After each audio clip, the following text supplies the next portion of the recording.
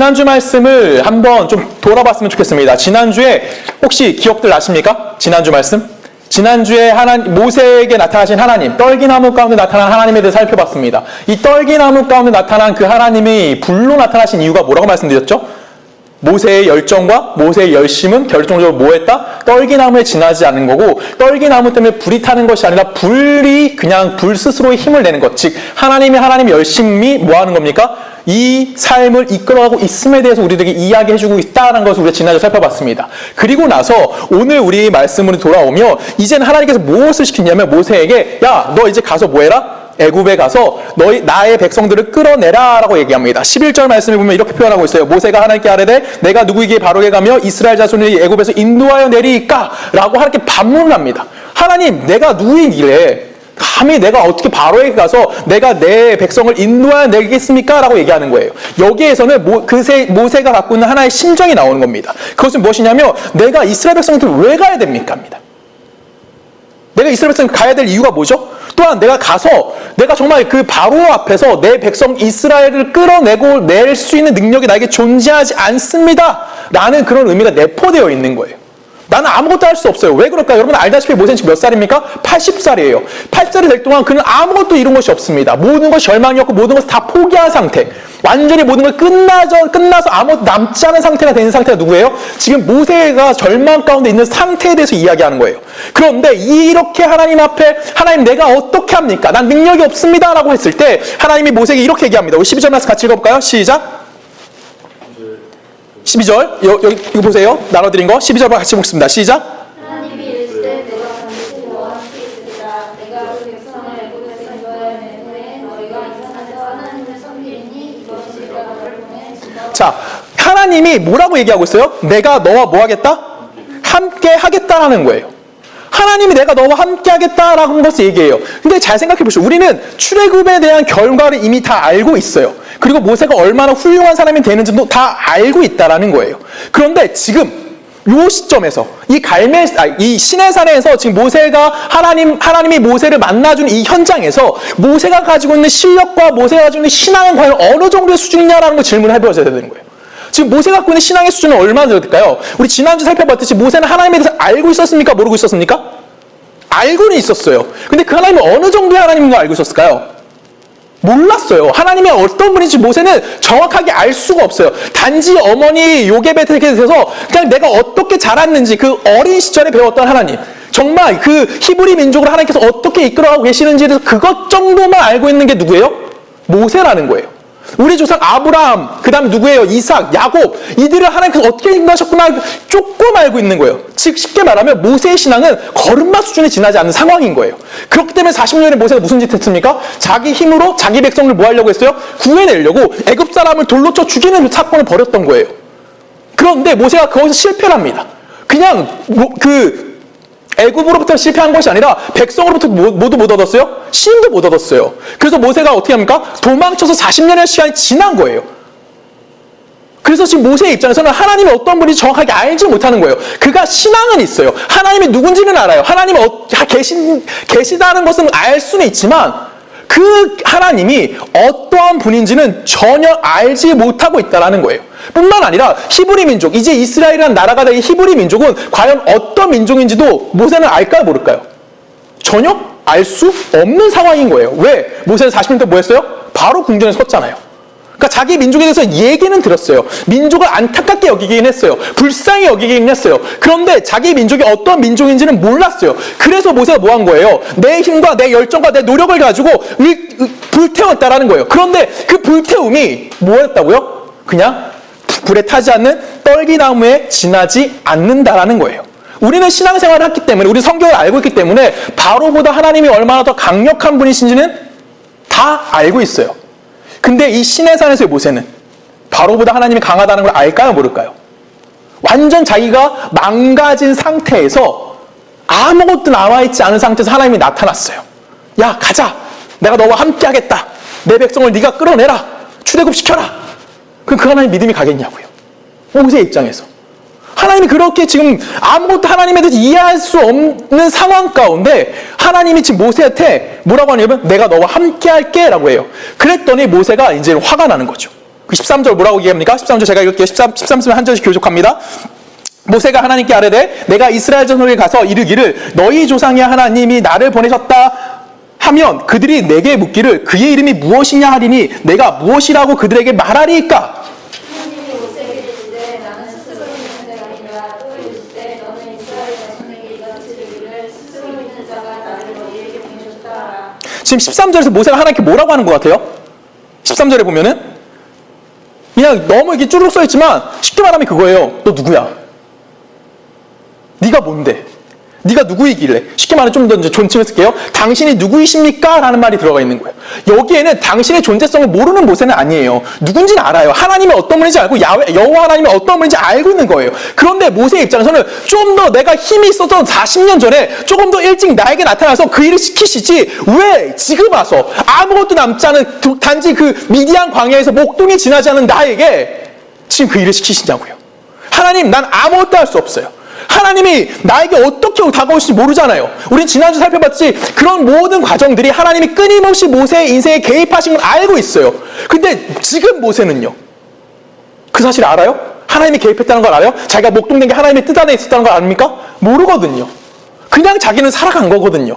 근데 그 모든 일련의 과정들이 하나님이 가시고 계셨다는 것, 하나님이 계획하고 있었고 모세의 삶을 이끄셨다는 것은 모세는 알 방법이 없어요. 쉽게 말하면 모세는 어떻게 생각하는 거냐면 하나님, 당신이 나를 방치했잖아요. 하나님, 당신이 날 버려놨잖아요. 이젠 아무것도 아닌 나에게 와서 애굽에서 이스라엘 백성을 구해내라고요? 하나님, 나 못해요. 하나님, 나 할 수 없어요. 내가 뭘 갖고 해요? 난 아무것도 아닌데요? 지금 나의 꼬락선을 보세요. 하나님, 나 뭘 할 수 있겠냐고요. 근데 그때 하나님께서 모세에게 대답하신 말은 딱 하나입니다. 뭐라고 대답하십니까? 나는 스스로 있는 자다. 이게 14절 말씀이고 이게 아마 출애굽기에서 가장 큰 핵심의 단어가 아닐까라고 생각합니다. 그리고 저는 이 말씀이 우리 청년들의 삶에 항상 잊지 않는 말씀이 됐으면 좋겠어요. 그래서 오늘은 이 스스로 있는 자, 나는 스스로 있는 자가 갖고 있는 의미가 무엇인지 우리 한번 고민해 봤으면 좋겠습니다. 여러분, 스스로 있는 자라는 것은 영어로 표현하면 되게 쉬워요. I am that I am, 아니면 I am who I am이라고 되어 있습니다. 쉽게 말하면 뭐예요? 나는 나다. 이 끝입니다. 나는 나입니다 라고 얘기하고 있어요. 근데 여기서 나는 나다 라는 이 I am who I am이라고 되어 있는 이 I 부분이 그 히브리어에는 뭐로 써 있냐면 여호와라고 써 있습니다. 그러니까 여호와라는 표현이 나와요. 야훼라고 써 있긴 한데 이 여호와라는 표현이 나오는데 이 여호와라는 단어가 갖고 있는 품사가 뭐냐면 우린 단순히 명사로 기억하잖아요. 여호와의 이름이니까. 그렇죠? 근데 여기서 무슨 품사로 쓰여져 있냐면 동사로 쓰여져 있습니다. 어떤 동사? 비동사입니다. 쉽게 말하면 뭐예요? 나는 뭐 하는 거예요? 존재하고 있다라는 의미도 갖고 있는 거예요.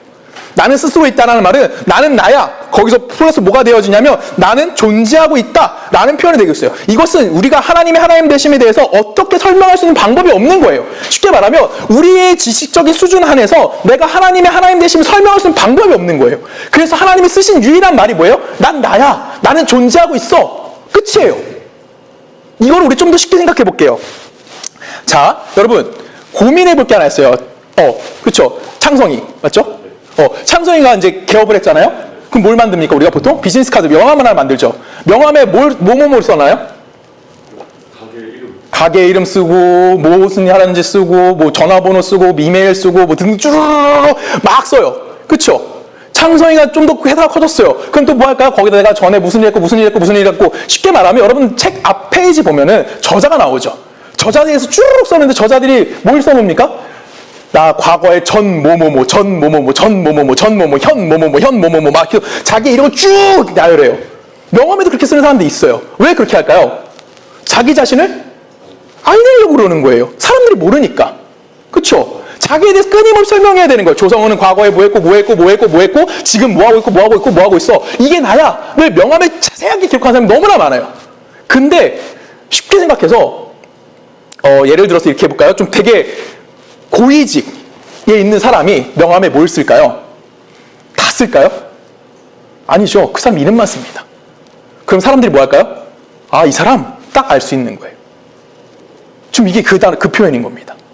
하나님이 나는 나야. 나는 존재하고 있어. 라고 이야기하는 것은 단순히 하나님은 다른 표현할 방법이 없는 거예요. 그래서 가장 완벽하게 표현한 게 뭐예요? 나는 나야 라고 설명할 수밖에 없는 거예요. 다른 수식어가 전혀 필요하지 않다라는 거예요. 이것은 요한복음에 보면 끊임없이 예수님께서 자신에 대해서 설명하실 때 뭐라고 하냐면 세상을 의탁하지 아니하사, 사람을 의탁하지 아니하사라는 말이 끊임없이 요한복음에 반복이 돼요. 쉽게 말하면 하나님이 하나님 되심을 설명하기 위해서 하나님은 뭐 하지 않는 거예요?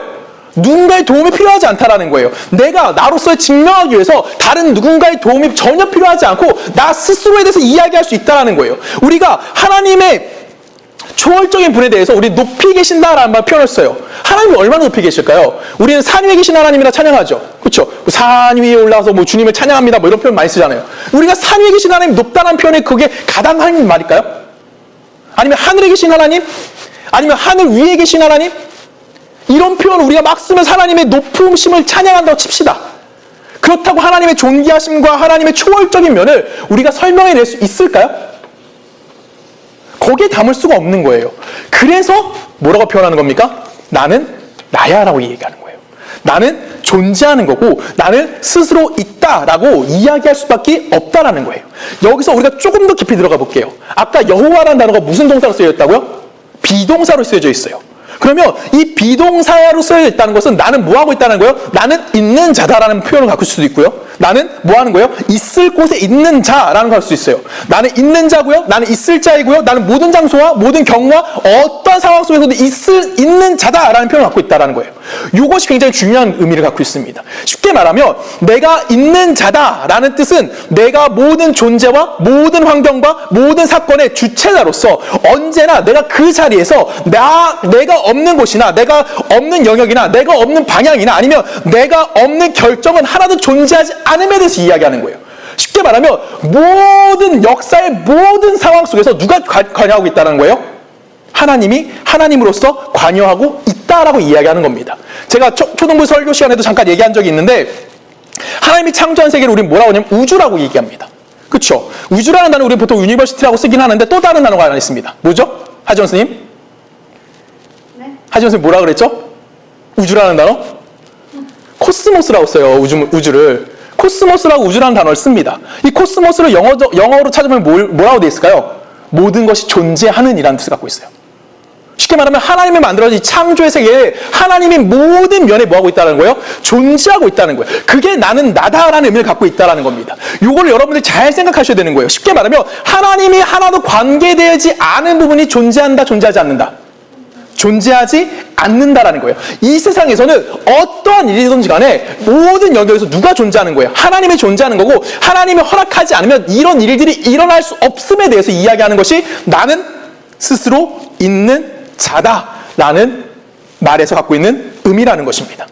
하나님이 하나님 되신다는 것은 우리가 또 다른 표현을 어떤 표현을 쓰냐면 그것에 대해서 증거품을 갈 수 있는 것이 나는 너희의 하나님이 되고 너희는 내 백성이 된다 라는 그 말 속에서 갖고 있는 의미가 좀 있어요. 이것이 바로 하나님이 나는 우리의 하나님이 되어주시고 하나님은 또한 나의 무엇이 되는 거예요? 나의 하나님이 되어주시는 거, 우린 그분의 백성으로 된다 라는 말 속에 분명히 하나님이 예수를 믿는 자, 쉽게 말하면 우리와 같은 자들에게 분명히 하나님이 구원자로서 우리에게 다가와 주시고 우리의 삶에 개입하고 계시다는 것을 분명하게 보여주고 있는 거예요. 이 단어에서. 그런데 예수 안 믿는 사람에게는요? 예수 안 믿는 사람이 하나님은 하나님 되시면 어떻게 증명할까요? 그것이 역사에서 나타나지고 있다라는 겁니다. 쉽게 말하면 온 세상이나 아니면 모든 존재나 모든 역사에서 하나님은 하나님이시부터 하나님입니다를 그대로 드러내고 있는 거예요. 쉽게 말하면 하나님 자체가 뭐가 되는 거예요? 하나의 원형이 되어준다는 겁니다. 하나님이 원형이 되기 때문에 하나님 되신 원형이 되기 때문에 그 다른 어떠한 것들로서 하나님의 나타내심을 드러내는 것이 아니라 하나님 스스로가 자신에 대해서 드러날 수밖에 없게 만들어주는 것. 이것이 하나님은 나는 스스로 있는 자다라고 대해서 이야기하는 거예요. 언제나 하나님은 하나님인 거예요. 어떤 상황에서도 하나님은 하나님일 수밖에 없는 거예요. 하나님은 하나님 대신 우리가 부정할 수가 없는 거예요. 그래서 쉽게 말하면 하나님은 변하지 않고요. 우리가 흔히 말하는 신실하신 하나님, 능력그 많으신 하나님, 의로우신 하나님, 이런 하나님들을 통칭해서 뭐라고 표현하냐면 하나님은 영원하신 하나님이다 라고 표현합니다. 이 영원하신 하나님이 갖고 있는 의미가 바로 I am that I am인 거예요. I am who I am이 되는 거고. 이게 좀 어려운 표현이긴 해요. 쉽게 말하면 간단하게 그림을 그리면 참 편하긴 한데 그림을 못 그리니까 창조가 있다고 칩시다. 여기가 창조의 시점이에요. 하나님이 창조를 이루십니다. 그리고 창조하면서 쭉 역사를 이끌어가세요. 그리고 예수 그리스도의 재림을 통해서 모든 이 세상의 역사가 어떻게 되죠? 그쵸? 쉼표를 찍게 되는, 마무리가 되는 거예요. 예수 그리스도의 이 땅의 오음을 통해서 이제 하나님의 나라가 도래하게 되는 거, 하나님의 나라가 도래함을 통해서 이젠 인류의 역사 끝나게 되는 게 맞습니다. 그러면 이 창조 때부터 이 역사의 끝, 그 예수 그리스도의 재림하는 그 순간까지 하나님이 한 순간도 개입하지 않은 것이 존재한다, 존재하지 않는다? 존재하지 않는다라는 거예요. 모든 순간순간에 하나님이 개입을 하신 거예요. 쉽게 말하면 하나님은 창조하셨고요. 하나님은 이 역사를 발전시키러 가시는 거고요. 이 발전함을 통해서 내가 마지막에 내가 원하는 뜻대로 이 세상을 뭐 하겠다? 종지부 찍겠다라고 얘기하는 거예요. 이게 맨 처음 출애굽 맨 처음 시간에 했던 얘기. 하나님의 창조의 원형 안에 하나님이 뭘 만든 거예요? 구속사라는 역사를 집어넣으신 거고 그 구속사라는 역사는 다시 무엇을 만들어가는 겁니까? 하나님이 만드신 창조의 세계를 만들어가는 거예요. 그게 창세기 1장 31절에 나오는 뭡니까? 하나님 보시기에 심히 좋았더라. 그 창조의 원형을 회복하기 위해서 하나님이 어디를 끌고 가는 거예요? 다시 이 역사를 통해서 그 창조의 원형으로 우리의 삶을 이끌어가고 계신다라는 겁니다. 이것을 하시기 위해서 하나님은 이 세상 그 누구에게도 뭐 하지 않는다는 거예요? 간섭받지 않으신 거고요. 누구에게도 방해를 받지 않으신다는 거예요. 하나님은 그것을 스스로 증명하시는 거고요. 하나님 모든 역사를 간섭하시는 거고요. 하나님 모든 역사에 존재하시는 거고요. 하나님 모든 역사에서 그 역사를 통치자로서 그 일을 진행해 가고 있다라고 이야기하는 겁니다. 되게 어렵죠? 요거를 우리 로마서로 가서 좀 쉽게 좀 볼게요. 로마서 1장 17절입니다. 하시겠습니다. 시작.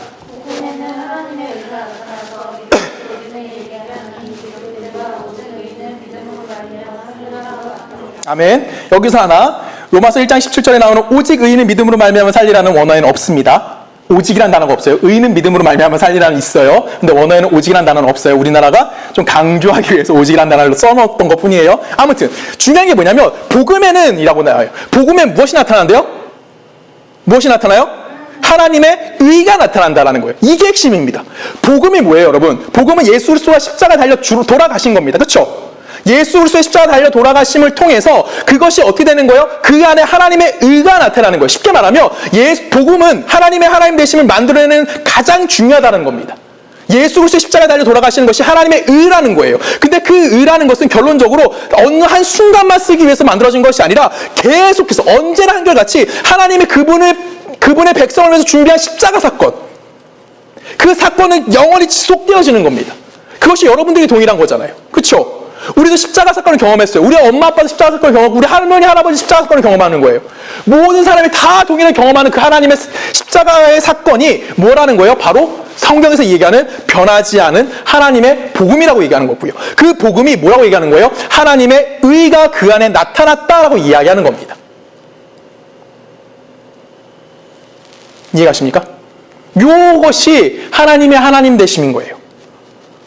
하나님은 당신이 준비한 모든 것들에 대해서 내가 계획했고 내가 이끌어가는 거고 내가 완성하는 거고 마지막에 정점을 내가 찍겠다라는 겁니다.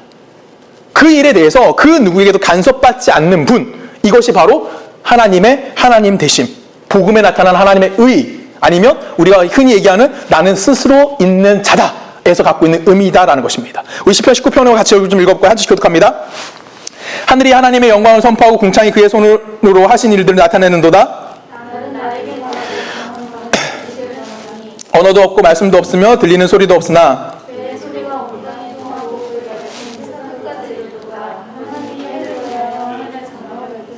해는 그의 신방에서 나오는 신랑과 같고 그의 길을 달리기 기뻐하는 장사 같아서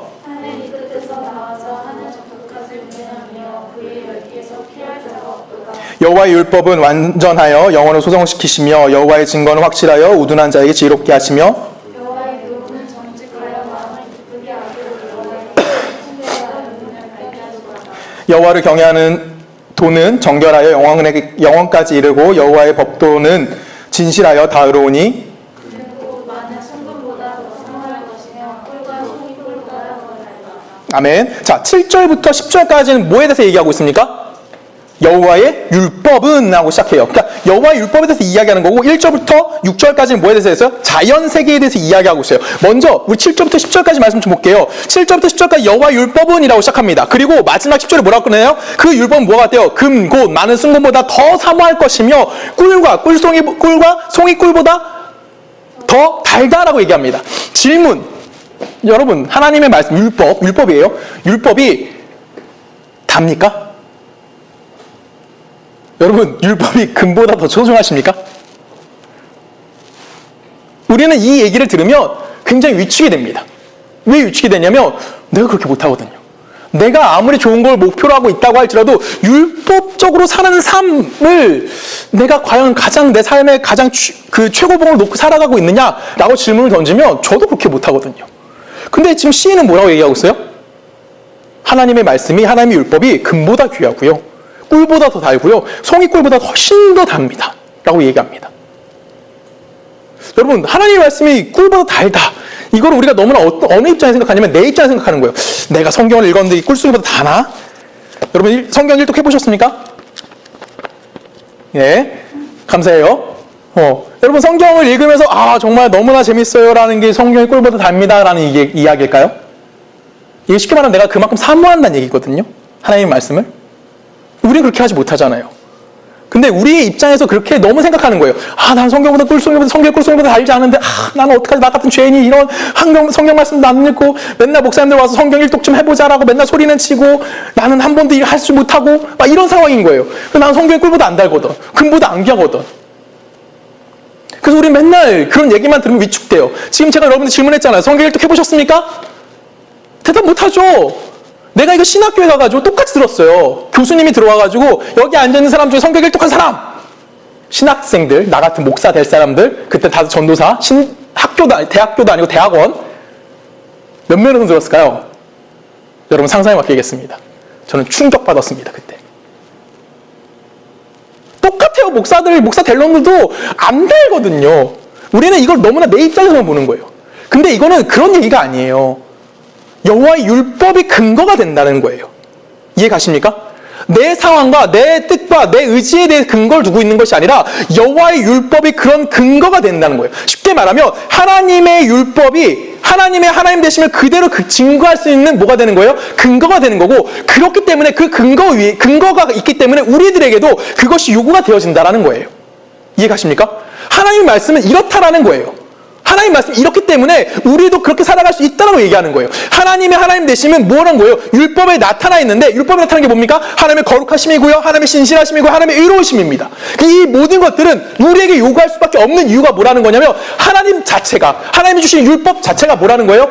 요렇다라는 거예요. 그래서 이것들 안에서 우리는 그분의 선하심을 보는 거고요, 그분의 거룩하심을 보는 거고요, 그분의 고귀하심을 보는 거고요, 그런 분위기시기 때문에 우리에게도 뭘 요구하는 거예요? 너희도 이렇게 돼야 합니다라고 요구하는 겁니다. 쉽게 말하면 누가 꿀송이보다 달다라는 거야? 하나님 자체가 그렇다라는 거예요. 이거를 좀 쉽게 얘기하면, 제가 직장에 들어갔다 칠게요. 회사에 딱 들어갔는데 회사 사장님이 완전 나쁜 놈인 거예요. 뭔가 비리는 다 저지릅니다. 네, 다 저지르는 거예요.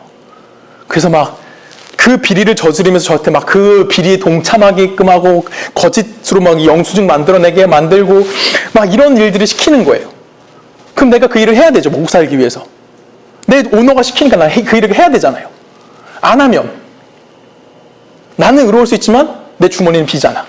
그럼 내가 그 일을 해요. 그럼 내 삶은 어떨까요? 내 삶은 행복할까요? 돈은 막 엄청 줘요. 막 뭐 월급으로 내가 얼마 받아야 될지 모르기 때문에 한 1,000만 원 칩시다. 1,000만 원씩 받는 친구 없죠, 여기서? 그쵸? 월급을 1,000만 원 주는데 맨날 부정부패만 하게 시키는 거예요. 맨날 나쁜 짓만 시키고요. 맨날 거짓 서류만 만들게 만드는 거예요. 사람들 등쳐먹는 일만 내가 계속하고 있어요. 그럼 여러분 인생은 어떨까요? 통장에 돈은 막 쌓여가요. 그 여러분 인생은 행복할까요? 아닐 거예요. 분명히 암담할 거고요. 불행한 존재가 될 거예요. 그쵸? 요걸 거꾸로 생각하라는 거예요. 하나님은 어떤 분이시냐는 거죠. 하나님은 우리에게 그런 것을 요구하시는 분이 아니라는 거예요. 왜? 하나님 자체가 그런 분이 아니라는 거예요. 하나님이 왜 거짓말을 못 하실까요? 하나님 안에 거짓이 존재하지 않는 거예요. 하나님은 거짓말 할 수 있는데 참고 안 하는 것이 아니라, 하나님은 거짓이라는 것이 그 안에 존재하지 않는 거예요. 하나님 안에는 악이라는 것이 존재하지 않는 거예요. 우리가 선악을 구분한다고 표현하죠. 왜 아담과 하와가 선악과를 따먹고 그들이 에덴에 쫓겨났을까요? 그게 하나님의 영역이 도전한 거거든요. 하나님에 대한 도전이었거든요. 쉽게 말하면 하나님이 판단하는 거예요. 선과 악은 우리 기준에서, 우리 윤리와 우리 생각 안에서 이건 선한 거, 이건 악한 거야 라고 얘기하는 것이 아니라는 거예요. 이해 가십니까? 제가 도적질했어요. 나쁜 짓이죠. 악한 거죠. 그렇죠? 근데 이걸 하나님 법 안에서 봤을 때 옳고 그름의 문제를 보는 것이 아니라 이것이 하나님의 일이냐 아니냐를 보는 거예요. 이게 더 앞서서야 되는 거예요. 그게 하나님의 선하신다라고 표현하는 거예요. 그래서 하나님 하시는 모든 일은 뭐하다 표현하는 거냐면 선하다라고 표현하는 거예요. 그렇게 우리에게 선한 것을 요구하시는 분인 거예요. 쉽게 말하면 우리들에게 윤리적으로 물어볼 때도 하나님이 우리에게 나쁜 것을 시키시겠냐라는 거죠. 당신의 백성에게 도적질하는 걸 시키실까요? 당신의 백성에게 폭탄 테러 같은 거 시키실까요? 당신의 백성에게 지금 미안하지만 이렇게 좀 안 좋은 일들 시키실까요? 여러분 마스크 쓰고 있는 이런 불편한 거 시키실까요? 그렇지 않다라는 거예요. 왜? 하나님 자체가 그런 분이 아니라는 거예요. 그래서 우리에게 뭘 요구하는 거예요? 너희는 아름다운 사람이 되라고 요구하는 거예요. 창조의 모습을 회복하라고 이야기하는 거고 바르고 정직하게 살아라고 요구하는 거예요. 왜? 하나님이 그분이기 때문에. 하나님이 우리에게 요구하는 거는 그 안에 있다는 거예요. 그래서 율법이 뭐한 거예요? 금보다도 귀한 거고요. 꿀보다도 더 달달하고 이야기한다라는 겁니다. 우리의 입장에서 그것이 달달하고 얘기하는 것이 아니라 하나님 자체가 그런 분에 대해서 이야기하는 거예요. 그래서 율법 앞에 이 세상의 존재에 대해서 하나님이 이야기하시는 겁니다. 이 세상이 자연계가 어떻게 움직이고 있는지에 대해서 이야기하는 거예요. 하나님이 하나님 되시면 어떻게 설명하고 있는지 설명하고 있는 거예요. 가장 대표적인 게 바로 이 19편이에요. 10편 19편. 1절부터 6절까지인데 우리 5절 6절만 읽어볼까요? 해는 그의 신방에 나오는 신랑과 같고 그의 길을 달리기 기뻐하는 장사 같아서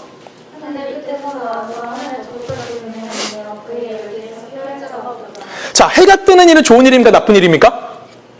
좋은 일이죠. 우리 다 동의할 수 있어요. 그렇죠? 해가 떠야 우리 빨래도 할 수 있어요. 요즘은 건조기가 나와서 잘 안 돌리긴, 해가 없어도 되긴 하지만 기본적으로 해가 있어야 우리가 곰팡이나 이런 습한 거나 이런 거 다 제거할 수 있는 거예요. 해가 떠올라서 뭐 하는 거예요? 그가 해가 질 때까지 그의 모습을 어떻게 표현하고 있어요? 5절에 보면은 그의 신방에서 나오는 신랑과 같고라고 표현하고 있어요. 신방에서 나온 신랑이에요. 이제 결혼한 그 신혼밤에서 나온 신랑이에요. 이 신랑이 초차게 나올까요? 되게 쭈구리처럼 나올까요?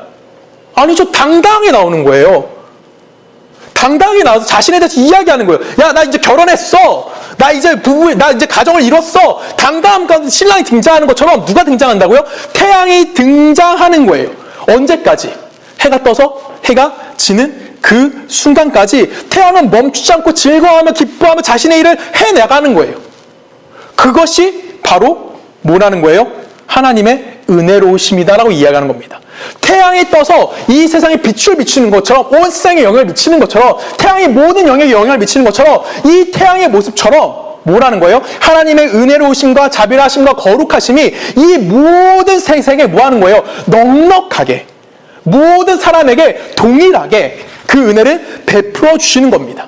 이것이 하나님이 모세에게 준 답인 거고요. 우리가 이제부터 알아가야 될 하나님의 하나님 되심, 하나님은 나는 스스로 있는 자다라고 이야기하신 그 하나님에 대해서 알 수 있는 가장 첫 번째 해답이 되는 겁니다. 우리가 이걸 생각할 수 있어야 되는 거예요. 하나님께서 모세에게 오십니다. 그리고 내 백성의 절망과 공고함 속에 있는 그 피폐함에 대해서 내가 너를 구원해낼 거야 라고 이야기하시는 거예요. 왜 구원내실까요? 왜 이스라엘 내가 구원하자고 할까요? 이제 이걸로 생각해야 되는 거예요. 이 방법으로 돌아와서 왜 하나님께서는 이스라엘 백성을 구원해내려고 할까요? 모세를 통해서. 왜? 불쌍해서? 불쌍해서 그럴까요? 안타까울까요? 얘네 너무 고생하고 있으니까? 아니에요. 뭐죠? 이들에게 뭐 하는 겁니까? 하나님의 백성으로 누릴 수 있는 복, 하나님의 백성으로서 가져야 될 영광스러움, 하나님의 백성으로서 가져야 될 거룩함을 그들 앞에 나타내시겠다라는 거예요. 그것이 오늘 나는 스스로 있는 자들입니다에 대해서 나는 스스로 있는 자입니다에 대해서 우리에게 이야기하시는 겁니다. 하나님께서 자기 백성을 그렇게 만드시겠다라는 거예요. 하나님께서는 그렇게 우리를 이끌어 가시겠다라는 거예요. 생각해 보세요. 400년의 시간 동안 이스라엘 백성이 하나님을 섬겼을까요? 400년의 시간 동안 이스라엘 백성이 그 애굽에서 바로의 통치 아래 있으면서 하나님을 제대로 예배 드렸을까요? 누구랑 똑같아요? 우리랑 다를 거 없어요. 우리가 하나님 앞에 딱 우리의 신앙의 현실을 딱 드러냈을 때 여러분 하나님께 자랑할 만한 거 있나요? 우리가 예배 열심히 드립니까? 우리가 신앙생활 열심히 합니까? 우리의 못난 것들, 우리의 무능한 것들, 우리도 똑같이 지난주에 봤듯이 모세가 절망했던 그런 모든 환경 속에서 하나님 앞에 우리 뭘 할 수 있는 거예요? 기도할 수 있는 거예요. 이스라엘이 하나님께 부르짖었다고요. 우리도 하나님께 부르짖을 수 있는 거예요. 왜 부르짖을 수 있어요? 하나님이 하나님 되심 안에서 우리를 그렇게 회복하시겠다라는 거예요. 근데 이거 우리를 너무나 좀 잘못 생각하고 있는 게 하나 있어요. 뭐냐면 내가 기도했기 때문에 하나님이 내 기도에 응답해 주셨어 라는 너무나 공식화되어 있는 것에 집중을 하죠. 여러분 기도하면 하나님이 여러분 기도에 응답하십니까? 안 하십니까? 이때 응답한다고 하는 거야? 응답하십니까? 안 하십니까? 응답하시죠. 어느 건 응답하시면 어느 건 응답 안 하실 거예요. 그런데 잘 생각해 보세요. 여러분들이 기도했기 때문에 하나님 응답하신 걸까요? 그래요? 그럼 내가 기도하면 하나님 대답 안 하시는 걸까요? 이거 고민해 보셔야 되는 거예요. 내가 노력하고 내가 힘내고 내가 열심을 내면 하나님은 그 일에 기도에 응답하실까요? 그러면 40년 전에 모세는 출애굽시켰었어야 돼요. 이스라엘 백성 출애굽시켰다고요. 그의 힘과 능력으로. 그게 아니라고요. 우리가 기도할 수 있는 조건은 뭐냐면 하나님이 내 기도에 응답해 주시는 분은 건 맞아요. 근데 그것 때문에 내가 기도하는 것이 아니고 하나님 그것 때문에 응답하시는 것이 아니라 하나님은 우리에게 뭐 하는 거예요? 하나님 되심을 중단할 수 없는 분이라는 거예요. 그렇기 때문에 내가 기도함을 통해서 내 뜻과 내 의지를 드러내는 것이 아니라 내가 기도함을 통해서 뭐 하겠다는 거예요? 하나님이 어떠한 분인지 우리에게 알게 해주시는 거예요. 그 중에 하나가 여러분 기도에 응답 받는 것 중에 하나가 들어가는 것 뿐이에요. 여러분 10개 기도하면 10개 다 응답 받으십니까? 아니잖아요.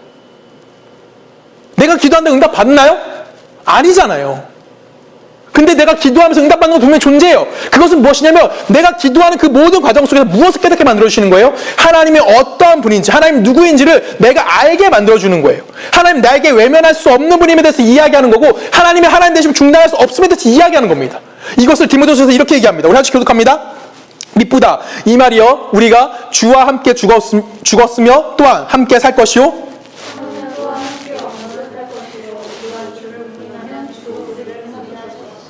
우리는 미쁨이 없을지라도 주는 항상 미쁘시니 자기를 뭐 할 수 없다? 부인할 수 없으시리라. 지금 뭐라고 얘기해요? 하나님은 자기를 뭐 할 수 없다고 얘기해요? 부인할 수 없다라는 거예요. 여기서 미쁘다라는 표현이 되게 어려운 표현이에요. 뭘까요? 쉽게 말하면 신실하시다 라는 뜻이에요. 자, 질문. 신실하다가 갖고 있는 의미가 뭐라고요? 신실하다. 변수하지 않는다. 그렇죠? 이 신실함 안에 무엇이 담겨 들어와요? 전능하신 하나님까지 같이 들어오는 거예요. 그렇죠? 내가 뱉은 말 내가 지키는 거야. 요 말이에요. 그 말이니까 나는 스스로 있는 자야. 이 말을 하나님 뱉으신 거예요. 그럼 이 말에 대해서 하나님 뭐 하신다는 거야? 변할 수 없는 거예요. 그래서 지금 디모데후서에 뭐라고 얘기해요? 그는 자기를 부인할 수가 없는 거예요. 내가 하나님됨을 포기할 수 없는 거예요. 중단할 수 없고요. 그렇기 때문에 우리는 뭐 하는 거예요? 이 말씀을 근거해서 우리는 기도할 수 있는 거예요. 하나님이 하나님 되시기 때문에 내가 기도할 수 있는 거고요. 내 기도에 응답을 받을 수 있는 거고요. 내가 응답받을 자격이 내 안에 있기 때문에 내가 실력이 있기 때문에 하나님 내 기도에 응답해 주는 것이 아니라 하나님이 하나님 되시기 때문에 여러분의 기도에 뭐 하는 거예요? 응답하시는 거예요. 그래서 우리 떼쓸 수도 있는 거예요. 하나님 앞에. 하나님 소리치면서 하나님 나 이거 힘들어요. 하나님 나 도와주세요. 하나님 나 이거 정말 해결해 줘야 돼요.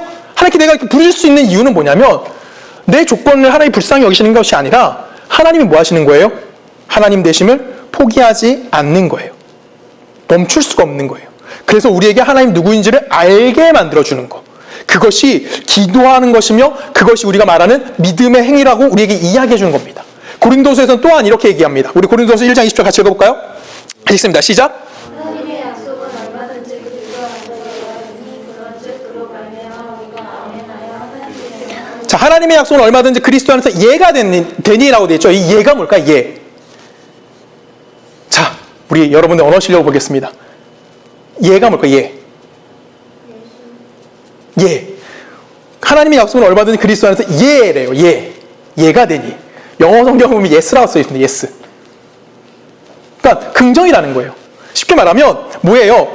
하나님의 약속은 그리스도 안에서 얼마든지 긍정하게 되는 거고요. 얼마든지 허락받을 수 있는 거고요. 왜냐하면 예수 그리스도가 언제 누구 때문에 이 땅에 오셨는지 고민해 봐야 되는 거예요. 로마서 5장 8절에 보면 뭐라고 되어 있습니까? 우리가 아직 죄인 되었을 때 그리스도께서 우리를 위해 십자가 달려 죽으심으로 하나님께서 우리에 대한 자기 사랑을 확증하셨느니라고 표현하고 있어요. 쉽게 말하면 뭐예요? 우리가 죄인 되었을 때 누가 그리스도께서 우리를 위해서 뭐 하셨대요? 죽으셨다는 거예요. 여러분이 하나님을 알지도 못했고요. 여러분이 하나님을 원하지도 않았고요. 여러분이 예수 그리스도의 필요성을 깨닫지도 못했고요. 여러분 죄를 사해달라고 요구하지도 않았다고요. 근데 그때 뭐 하셨다고요? 하나님께서 그렇게 하셨다고요. 왜? 하나님의 하나님 되심을 포기할 수 없으시기 때문에. 이게 나는 스스로 있는 자다 갖고 있는 의미인 겁니다. 그래서 여러분, 이제 우리가 예수 그리스도를 알잖아요. 예수 그리스도 믿는다라고 얘기하잖아요. 그렇죠? 그러면 여러분들, 예수가 여러분들을 용서해 주었던 죄인 되었을 때보다 여러분의 상황은 어떻습니까? 훨씬 더 좋은 상황인 거예요. 그렇죠? 우린 죄인에서 칭의받은 하나님의 뭐가 된 거죠? 거룩한 백성이 된 거예요.